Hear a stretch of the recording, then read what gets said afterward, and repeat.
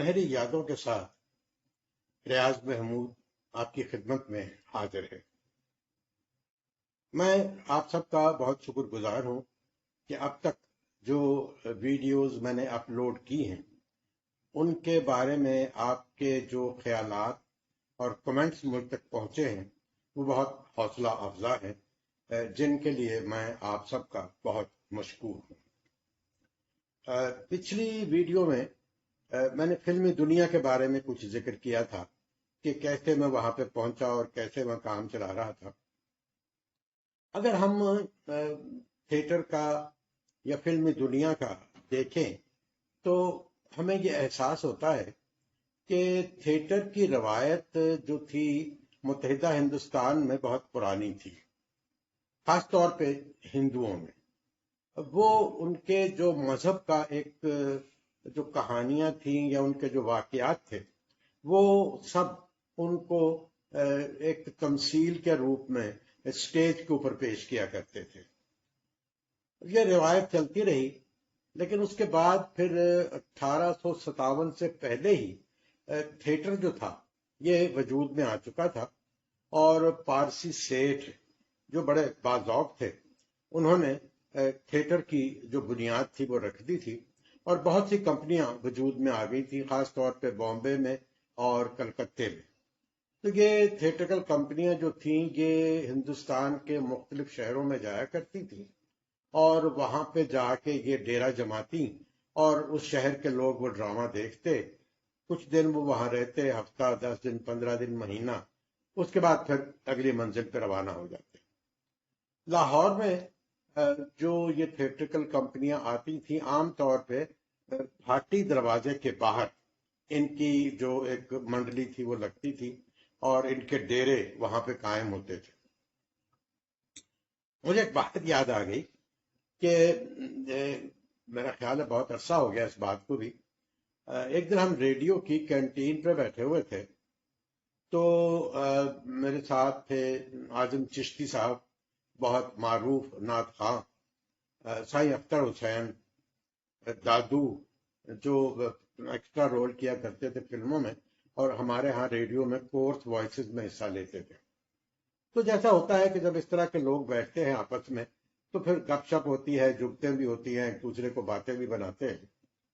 تو سائیں اختر کہنے لگے کہ میں آپ کو ایک بات سناؤں، میں نوجوان تھا اور ان دنوں امرتسر میں رہتا تھا، تو میں نے ہیر رانجھا دیکھا، اور ہیر اس میں اتنی خوبصورت تھی، اور جب وہ سٹیج پہ آتی تو میرا دل دھڑکنے لگتا۔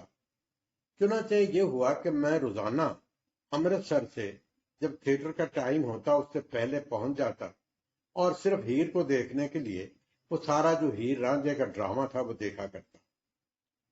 تو ایک دن کہنے لگے ایسا اتفاق ہوا کہ ہیر جب نکلی ہے اور سٹیج پہ آئی ہے تو وہاں پہ موجود ایک درخت جو تھا وہ اس کے سر کے ساتھ ٹکرایا، اور پھر میں نے یہ دیکھا کہ اس نے جو وگ پہنی ہوئی تھی وہ اتر گئی، اور اندر سے بالکل ایک ٹین مونڈ سا سر جو تھا وہ نظر آیا۔ اور جانتے ہیں اس میں سے کون نکلا؟ انہوں نے دادو کی طرف اشارہ کر کے کہا کہ یہ ہیر بنا ہوا تھا۔ تو اصل میں قصہ یہ تھا کہ ان دنوں میں جو خواتین تھیں یہ نہیں آیا کرتی تھیں سٹیج پہ، یا فلموں میں بھی شروع میں بہت کم خواتین جو تھیں وہ آتی تھیں۔ تو پھر یہ کیا کرتے تھے کہ جو دبلے پتلے نوجوان ذرا خوبصورت لڑکے ہوتے تھے ان کو زنانہ میک اپ کر کے اور لباس پہنا کے تو لڑکیوں کے رول ان کو دیا کرتے تھے۔ بہت دنوں بعد کی پھر بات ہے کہ کراچی میں شمیم آرا جو ہماری بہت معروف فنکارہ تھیں، پھر بعد میں انہوں نے بہت سی فلمیں پروڈیوس اور ڈائریکٹ بھی کی، تو ان کے ایک ماموں تھے عثمان صاحب، تو ان سے ملاقات ہوئی۔ تو جب میں نے ان کو بتایا کہ میرا ریڈیو سے تعلق ہے تو کہنے لگے آپ محمد حسین کو جانتے ہیں؟ میں نے کہا جی ہاں، محمد حسین کو کون نہیں جانتا۔ محمد حسین علی بابا کے نام سے فلموں میں بھی کام کیا کرتے تھے، اور ریڈیو کے وہ بہت بہت باکمال آرٹسٹ تھے۔ تو کہنے لگے کہ وہ محمد حسین اور ہم سہیلیوں میں آیا کرتے تھے۔ میں نے کہا جی سہیلیوں میں نہیں سمجھا نہیں۔ کہنے لگے دیکھیں نا کہ ان دنوں میں سٹیج پہ جو ڈرامے ہوتے تھے تو ان میں چونکہ لڑکیاں نہیں ملتی تھی زیادہ، تو جو ذرا چھوٹے قد کے ہوتے تھے لڑکے، ذرا شکل صورت کے اچھے، تو ان کو وہی میک اپ کر کے لڑکیوں کے کپڑے پہنا کے تو سہیلیوں میں شامل کر دیا کرتے تھے۔ تو یہ جو تھے دادو صاحب، یہ بھی یہی کام کیا کرتے تھے۔ لاہور میں پھر یہ ہوا کہ تھیٹر جو تھا اس کا زوال شروع ہوا، اور چلتے چلاتے جب یہ تقریباً 1900 یا 1910 کے قریب تھیٹر جو تھا یہ روبہ زوال ہو گیا۔ لیکن اس کے روبہ زوال ہونے کے بعد دو چیزیں جو تھیں وہ ابھر کے سامنے آئیں، ایک تو ریڈیو اور دوسرے فلم۔ لاہور میں ریڈیو تقریباً تقریباً کیا 16 دسمبر 1937 کو قائم ہوا، اور جس نے باقاعدہ اپنی نشریات کا آغاز کیا۔ جو پہلی فلم بنی لاہور میں وہ 1924 میں بنی۔ اس وقت خاموش فلموں کا رواج تھا۔ لاہور میں فلمی صنعت کی جو بنیاد تھی وہ رکھنے والے عبدالرشید کاردار تھے، اے آر کاردار، اور ان کے ساتھ ایم اسماعیل، جو بعد میں بہت معروف فنکار ہوئے، ایکٹر ہوئے، اور جن کو سب لوگ پا اسماعیل کے نام سے جانتے تھے۔ میں نے ان کو بڑھاپے میں دیکھا، بہت کمال آرٹسٹ تھے، جس فلم میں بھی کام کیا انہوں نے، پاکستان کی بہت سی فلموں میں کام کیا، تو بہت اچھا وہ کام کیا کرتے تھے۔ یہ دونوں نوجوان جو تھے، ایم اسماعیل اور اے آر کاردار، یہ لاہور کے بھاٹی دروازے کے رہنے والے تھے۔ تو کاردار صاحب نے، جیسا میں نے عرض کیا، کہ لاہور میں فلم انڈسٹری کی بنیاد رکھی۔ جے کے مہتا انہی دنوں میں جو یہ فوٹوگرافی ہوتی ہے فلم کی، اس کی تربیت امریکہ سے حاصل کر کے آئے تھے۔ تو چنانچہ کاردار صاحب نے ان کی خدمات حاصل کی اور فلم سازی کا کام شروع کر دیا۔ ایک انہوں نے کمپنی بنائی۔ ان دنوں میں آؤٹ ڈور میں فلمیں بنتی تھیں، انڈور کا کوئی تصور بھی نہیں تھا، کوئی رواج بھی نہیں تھا، کوئی اتنی آسانیاں بھی نہیں تھیں۔ بس ایک کیمرہ لیتے تھے اور کچھ ریفلیکٹرز لے کے تو وہ باہر نکل جاتے تھے، اور اس کے مطابق پھر وہ جو شوٹنگ ہوتی تھی وہ کیا کرتے تھے۔ انہی دنوں میں پریمیم فلم کمپنی کی طرف سے پنجاب کی پہلی film daughters of the day of today کے نام سے ایک فلم بنی، جس کے اہم اداکاروں میں وجے کمار اور ایم اسماعیل شامل تھے۔ ہندوستان میں جو سب سے پہلی بولتی فلم بنی وہ عالم آرا تھی۔ اس کے بارے میں دو باتیں کہی جاتی ہیں۔ کچھ لوگ کہتے ہیں کہ 1928 میں بنی تھی، اور کچھ کا یہ کہنا ہے کہ یہ فلم جو تھی یہ 1931 میں بنی تھی۔ بہرحال یہ بات طے ہے کہ سب سے پہلی جو بولنے والی فلم تھی، جس میں جو مکالمے ادا ہوئے یا جو بھی اداکار بولتے تھے، وہ عالم آرا ہی فلم تھی۔ لیکن یہ تھا کہ جب یہ فلم بنی تو اس وقت تک جو پنجاب میں فلم انڈسٹری تھی وہ ایک طرح سے اپنے پاؤں جو تھے وہ جما چکی تھی۔ انہی دنوں میں پنجاب فلم کمپنی کے نام سے ایک اور اسٹوڈیو کا قیام عمل میں آیا، جس نے دو بولتی فلمیں بنائی، خیبر اور روشنی، جو کہ اپنے وقتوں میں کافی مقبول ہوئی۔ اسی سال اے آر کاردار اور حکیم پرشاد نے مل کر پلیئر فوٹو ٹون کے نام سے ایک فلم کمپنی کی بنیاد رکھی۔ اس کمپنی نے ہیر رانجھا اور گوپی چند کے نام سے فلمیں بنائیں۔ رانجھا کا کردار ایم اسماعیل نے ادا کیا اور دھوم مچا دی۔ اس فلم سے رفیق غزنوی جیسے موسیقار فلمی دنیا سے روشناس ہوئے۔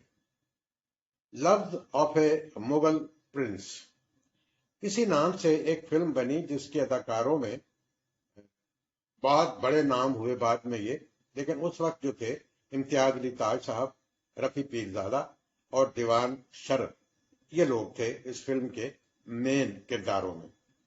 یہ فلم بامبے ٹاکیز کے بانی ہمنسو رائے نے بنائی تھی۔ دل سکھ ایم پنچولی نے پنچولی آرٹ پکچرز کے نام سے ایک ادارہ بنایا۔ اس ادارے کے تحت انہوں نے ایک فلم بنائی جس کا نام تھا گل بکولی۔ اس فلم میں ایک ننھی گلوکارہ متعارف ہوئی جس نے موسیقی کے ایسے تار چھیڑے کہ اس کی مدھر تانوں سے بمبئی اور کلکتہ، بلکہ یوں کہا جائے تو غلط نہ ہوگا کہ سارا ہندوستان متاثر ہوا۔ اس ننھی گلوکارہ اور اداکارہ کو دنیا آج ملکہ ترنم نور جہاں کے نام سے جانتی ہے۔ نور جہاں نے فلم ایڈیٹر اور بعد میں ہدایت کار شوکت حسین رضوی سے شادی کی۔ کیا میں پاکستان کے بعد اس جوڑے نے شاہ نور اسٹوڈیو کی بنیاد رکھی۔ کیا میں پاکستان سے پہلے لاہور میں پنچولی اسٹوڈیو کے علاوہ ٹوری اسٹوڈیو، ایئر انڈیا اسٹوڈیو اور گرو بہادر اسٹوڈیو موجود تھے۔ فسادات میں اکثر اسٹوڈیو تو جل گئے اور جو بچا وہ مسلم ٹاؤن میں واقع پنچولی اسٹوڈیو ہی تھا۔ کیا میں پاکستان کے بعد بہت سے لوگ بھارت چلے گئے اور بہت سے پاکستان آئے۔ لاہور آنے والوں میں سیٹھ شیراز علی، شوکت حسین رضوی، سلطان فضلی، نذیر صاحب، WZ احمد صاحب، یہ ڈائریکٹر تھے اور اپنے وقت کے بڑے باکمال ڈائریکٹر تھے۔ تنویر نقوی صاحب جیسا شاعر، پھر غلام حیدر جنہوں نے لتا جیسی آواز کو فلم انڈسٹری سے متعارف کروایا، پھر خورشید انور، فیروز نظامی اور رفیق غزنوی جیسے میوزک ڈائریکٹر شامل تھے جو ہجرت کر کے پاکستان آئے اور لاہور ہی میں انہوں نے قیام کیا۔ اداکاروں میں سور لتا، نور جہاں، مینا، راگنی، شاہ نواز، ہمالیہ والا، غلام محمد، مجید اور دوسرے بہت سے لوگ جو تھے وہ شامل تھے۔ شاہ نور اسٹوڈیو اور پنچولی اسٹوڈیو جب لاہور کی فلمی دنیا کی ضروریات کو پوری طرح سے پورا نہ کر سکے تو پھر ایورنیو اسٹوڈیو آغا جیے گل صاحب نے بنایا، پھر ملک باری صاحب نے باری اسٹوڈیو جو تھا اس کا بھی قیام عمل میں آیا۔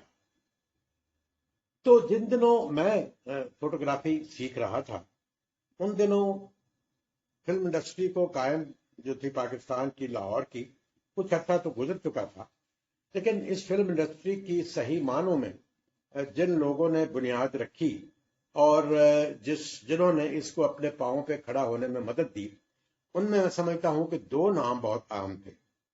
ایک تو نذیر صاحب کا جو سورن لتا جیسی فلم جو فنکارہ تھی ان کے خاوند تھے اور بامبے سے ہجرت کر کے آئے تھے، اور دوسرے انور کمال پاشا صاحب۔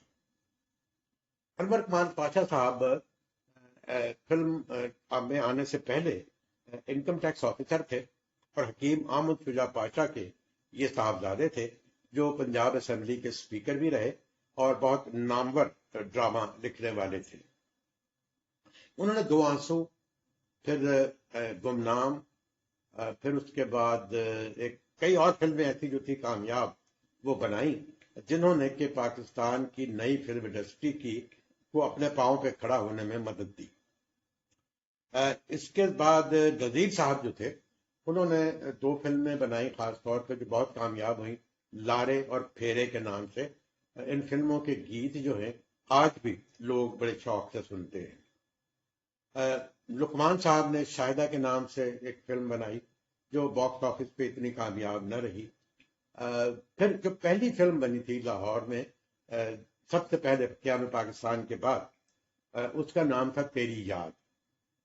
وہ یوں ایکچولی کہ ہم لوگ وہ ایک فلم لگی تھی ندیا کے پار، دلیپ کمار کی، اور پھر کامنی کوشل تھی ان کے ساتھ، وہ دیکھنے کے لیے گئے۔ تو جب وہاں پہنچے تو معلوم ہوا کہ وہ فلم تو اتر چکی ہے، پہلے سینما میں لگی تھی اور یہاں پہ پاکستان کی فلم لگی ہے تیری یاد۔ تو اس فلم میں دلیپ کمار کے بھائی ناصر خان ہیرو تھے اور اس میں آشا بھوسلے جو رفت عائشہ کے نام سے ریڈیو پہ موسیقی کے پروگرام کیا کرتی تھی وہ اس کی ہیروئن تھی۔ لیکن فلم دیکھ کے بہت مایوسی ہوئی۔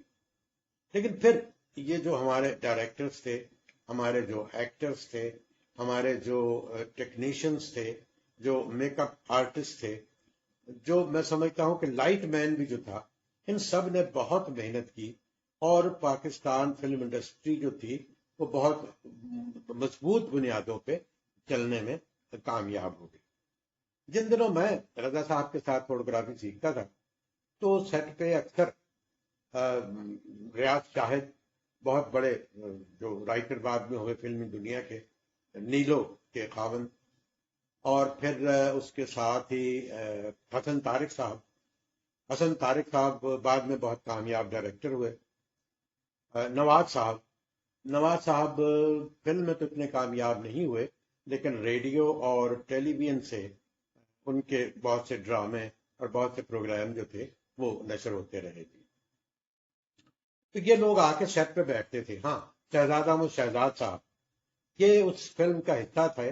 سات جو تھی فلم 7 لاکھ، اس کے جو پروڈیوسر تھے وہ معروف شاعر سیف الدین سیف صاحب تھے۔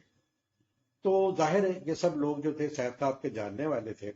تو شہزاد صاحب اس فلم کے کنٹینیوٹی رائٹر تھے۔ تو یہ سب لوگ جو تھے اس فلم میں باقاعدہ آ کے بیٹھتے تھے، کام تو نہیں کرتے تھے لیکن دیکھتے رہتے تھے کہ کیا ہوتا ہے، کیسے ہوتا ہے۔ اور پھر بعد میں جب ان لوگوں نے انڈیپینڈنٹلی فلم انڈسٹری کے لیے کام کیا تو بہت کامیابیاں بھی حاصل کی۔ فلم انڈسٹری اصل میں سمجھتا ہوں کہ کچھ اتفاقات، کچھ حادثات کہہ لیں اس کو، اور کچھ معجزات بھی ہیں، یہ اس کا نام ہے۔ بعض اوقات ایک فلم بنتی ہے تو یہ لگتا ہے کہ یہ تو بہت بڑی کاسٹ کی فلم ہے، کہانی بہت اچھی ہے، ڈائریکٹر بہت اچھا ہے، لیکن باکس آفس پہ جب فلم آتی ہے تو وہ پٹ جاتی ہے۔ بعض اوقات ایک ایسی فلم آتی ہے جس کے بارے میں سب کہتے ہیں کہ نہ بھائی کوئی ڈسٹریبیوٹر اس کو نہیں خریدے گا، یہ تو چلنے والی نہیں ہے، ڈبہ، یہ بڑی اصطلاح عام تھی فلمی دنیا میں، یہ ڈبہ فلم ہے۔ مجھے یاد ہے کہ ایسٹ پاکستان، آج کے بنگلہ دیش سے، ڈھاکے سے ایک فلم بن کے آئی تو یہاں کوئی ڈسٹریبیوٹر اس کو خریدنے کے لیے تیار نہیں تھا، مجھے نام بھول رہا اس فلم کا۔ تو وہ جب لگی یہاں پہ ایک صاحب نے خرید لی کہ چلو یار سستے پیسوں کی فلم ہے، کچھ نہ کچھ تو دے ہی جائے گی۔ نتیجہ یہ ہوا کہ اس فلم نے سلور جبلی کی۔ اسی طرح سے مجھے یاد آ گیا کہ خلیل کیسر صاحب تھے جو انور کمال پاشا صاحب کے اسسٹنٹ تھے، ان کو ایک فلم ملی انڈیپینڈنٹ ڈائریکٹر کے طور پہ، تو اس کا مہورت تھا، میرے بھی ان سے کچھ تعلقات تھے، تو مجھ سے انہوں نے کہا کہ بھی آپ نے ضرور آنا اس میں۔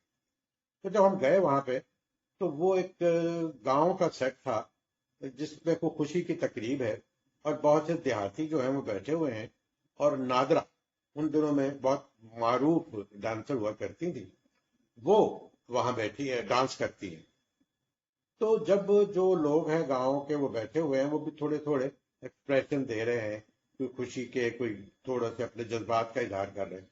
تو ان میں ایک صاحب جو تھے وہ بہت ہی لاؤڈلی نا اپنے جذبات کا اظہار کرتے تھے، کبھی اچھلتے تھے، کبھی چہرے کو کچھ بناتے تھے، اور اس کا چہرہ بھی کچھ ایسا تھا کہ جو ایک دفعہ دیکھ لے اس کو بھولتا نہیں تھا۔ تو پاشا صاحب کی نظر پڑ گئی اس پہ، تو انہوں نے کہا یہ کیا کرتا ہے، یہ کون لے آیا اس کو، بھگاؤ اس کو یہاں سے، ہم ہمیں یہ خراب کرے گا۔ تو کسی نے کہا نہیں، چلو چلو غریب آدمی ہے، کوئی بات نہیں۔ وہ بندے کا کچھ چہرہ ایسا تھا، جیسا میں نے عرض کیا کہ وہ کچھ مجھے یاد سا رہ گیا۔ بہت سالوں کے بعد ایک دفعہ میں لکشمی چوک سے گزر رہا تھا تو بڑے بڑے قد اعظم بینر لگے ہوئے، اور ان میں وہی صاحب جو تھے وہ موجود تھے۔ فلم کا نام تھا شاید دیا اور طوفان۔ تو معلوم ہوا کہ یہ رنگیلا صاحب ہے اور ان کی یہ فلم ہے۔ اس فلم نے دھومیں مچا دی، اس میں پلے بیک سنگر کے طور پہ بھی رنگیلا صاحب تھے، ایکٹنگ انہوں نے کمال کی اس میں۔ اس کے بعد انہی رنگیلا صاحب نے ایک بہت پیسہ خرچ کے بڑی فلم بنائی، کبڑا عاشق۔ لیکن اب یہ دیکھیے کہ جو اتنے پیسے سے فلم بنائی، اتنی محنت سے بنائی، اتنا سوچ سمجھ کے بنائی، وہ فلم باکس آفس پر ناکام ہو گئی۔ پروڈیوسر بھی رنگیلا صاحب ہی تھے اس فلم کے۔ نتیجہ اس کا یہ ہوا کہ جو تھے رنگیلا صاحب وہ پھر اس کے بعد، جس کو یہ کہنا چاہیے کہ دوبارہ سنبھل نہیں پائے پھر اس کے بعد۔ اسی طرح کے اور بہت سے واقعات ہیں۔ لاہور میں دلیپ کمار کی فلم لگی بابل، میرے بڑے بھائی صاحب جو تھے وہ ایکسائز ٹیکسیشن آفیسر تھے، تو ان کا گزر ہوتا تھا سارے سینماؤں میں چیکنگ ویکنگ کرنے کے لیے۔ تو میں نے ان سے پوچھا، میں نے کہا بھائی صاحب وہ کیسی ہے فلم؟ کہنے لگے یار کچھ نہیں، کوئی رش ہی نہیں لے رہی۔ لیکن اس کے بعد اس فلم نے रश लेना शुरू किया तो फिर वो ऐसा रश लिया कि उसने सिल्वर जुबली कर ली।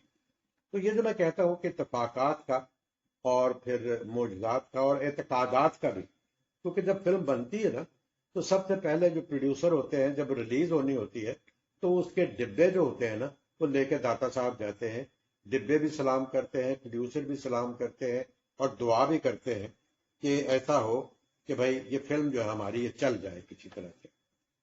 तो ये इस तरह के मामलात जो है ये चलते रहते हैं। पाकिस्तान की फिल्म इंडस्ट्री ने बहुत से उतार चढ़ाव देखे। शुरू में इब्तदा थी, फिल्म जो थी बनाई, जो दो चार बड़ी फिल्में बनी, उसके बाद फिर बतदरीज फिल्म इंडस्ट्री जो थी वो चलती रही। फिल्म इंडस्ट्री में एक और बात बड़ी अहम होती है और वो होती है कहानी का सुनाना। ये जो कहानी सुनाने का एक खास अंदाज होता है जो कि हर किसी के बस का नहीं होता। एक फिल्म राइटर साहब थे, मैं उनका नाम नहीं लूंगा, उनके बारे में ये मशहूर था कि जब वो कहानी सुनाते हैं तो फिर जज्बात में आके इतने हाथ पांव हिलाते हैं कि दो चार सेट जो होते हैं चाय के वो टूट जाते हैं, क्योंकि जब वो ऐसे हाथ मारते हैं तो दो प्यालियां हो गई, चैनक हो गई, फिर नई चाय आ गई, फिर उन्होंने किसी तरह से, बहुत अरसे बाद की बात है मैंने देखा, तो वो जो कहानी सुनाने वाले थे उनका भी मैं नाम नहीं लेता, तो वो उन्होंने कहानी सुनानी शुरू की और उनके ऊपर एक अजीब सा मूड, जब वो कहीं रोमांटिक सीन करते तो बड़े रोमांटिक हो जाते, जब कहीं कोई झगड़े फसाद की बात होती तो उनके लहजे में उसी तरह। तो वो कहानी खा कैसी भी हो, कमजोर भी हो, लेकिन सुनाने का अंदाज अच्छा है तो प्रोड्यूसर जो है वो उससे मरूब हो जाते थे। ए हमीद साहब, हमारे मारूफ राइटर, वो एक दफा बताने लगे कि मुझे एक प्रोड्यूसर ने कहा कि यार कोई कहानी लिख दे। तो मैंने कहा भाई आप लोगों का काम कुछ और है और मैं नहीं लिखूंगा। तो उन्होंने बहुत इसरार किया कि नहीं, अगर आप जैसे पढ़े लिखे लोग नहीं आएंगे तो फिर हमारा क्या बनेगा। चुनाचे मैंने लिख दी, तो तय हो गया कि फलां वक्त आके कहानी सुनाएंगे। अब मैंने कहानी शुरू की। मैंने कहा कि शहजाद जो था वो नौजवान था, उसके दिल में बहुत सी उमंगें थी और वो ये सोचता था कि वो जहाँ अपनी मेहनत से और हिम्मत से इस समाज में अपने लिए एक बहुत अहम मकाम पैदा करेगा। और उन्हीं दिनों में ऐसा हुआ कि उसकी मुलाकात जो थी वो रेहाना के साथ हो गई, और रेहाना जो थी वो कॉलेज में उसके साथ भी पढ़ती थी, और तो इस तरह की बात जो भी थी। तो कहने लगे कि जब मैंने दो सफ़े पढ़ लिए तो तीसरा सफ़ा जब पलटा तो मैंने देखना चाहा कि जो ये जो प्रोड्यूसर साहब हैं इन पे क्या असर होता है। तो मैंने देखा कि वो सो रहे थे। तो मैंने वो अपने सफ़े लपेटे और मैं वहां से वापस चला, और मैंने ये समझा कि ये जो पढ़े लिखे लोग हैं शायद इनका यहाँ मकाम नहीं है। लेकिन शायद ऐसा भी नहीं। मंटो साहब ने भी बहुत सी कहानियां लिखी फिल्मी दुनिया के लिए, और भी बहुत से ऐसे नाम हैं जिन्होंने कि फिल्मी कहानियां लिखी और वो कामयाब भी हुए। फिर बहुत से शायर जो फिल्मी गीत उन्होंने लिखे, बहुत से बड़े बड़े नाम, उन्होंने बहुत नाम भी कमाया। तो ये मैंने अर्ज किया ना कि इत्तेफाकात है कि आदमी चल गया तो फिर सब उसके पीछे फिरते हैं, अगर वो जरा नाकामी हुई तो फिर उसे कोई पूछता भी नहीं उसके बाद। बहरहाल इस वक्त लाहौर में सैकड़ों अदाकार, हिदायतकार, कहानी नवीस, मेकअप आर्टिस्ट, कैमरामैन और गीत निगार जो हैं फिल्म इंडस्ट्री से वाबस्ता है। उनके नामों और कारनामों की फहरिस्त काफी तवील है, किसका नाम लूं और किसका नाम छोड़ दूं। लाहौर की फिल्म इंडस्ट्री को अपने इन सितारों पे नाज है, अल्लाह इनको सदा आबाद व शाद रखे। अब आखिर में आपसे एक दरख्वास्त कि आप मेरे इस चैनल को सब्सक्राइब करें, और ताकि जो आइंदा वीडियो में अपलोड करूं तो वो आप तक आसानी से पहुंच सके। इजाजत दीजिए, खुदा।